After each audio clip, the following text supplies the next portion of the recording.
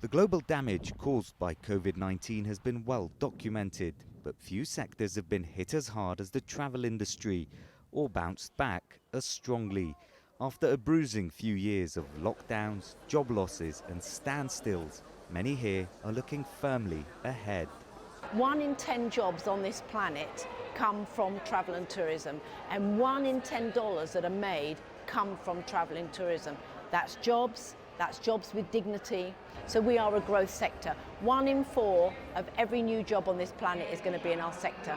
This year's global summit is being held in Riyadh, the capital of a country very much on the move. Saudi Arabia feels like a land obsessed with reforms, from the social to the economic, as it looks to wind down its reliance on oil. It wants to roughly triple the role of tourism in its GDP to 10% by the end of this decade.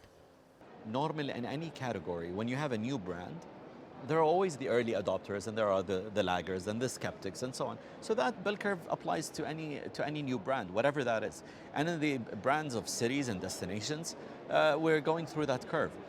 You see the influx of our inbound. I mean, the top G20 are still talking recovery, and where we are 120% growth. The plans announced here are characteristically ambitious. In recent years, Saudi Arabia has pumped tens of billions of dollars of public money into diversifying its economy.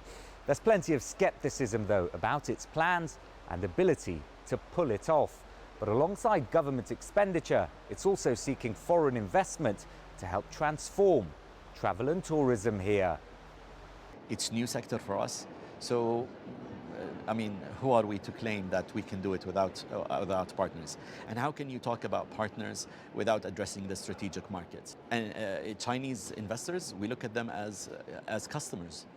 In the first 9 months of this year, more than 700 million people visited another country, a resurgence that's benefited from pent-up demand.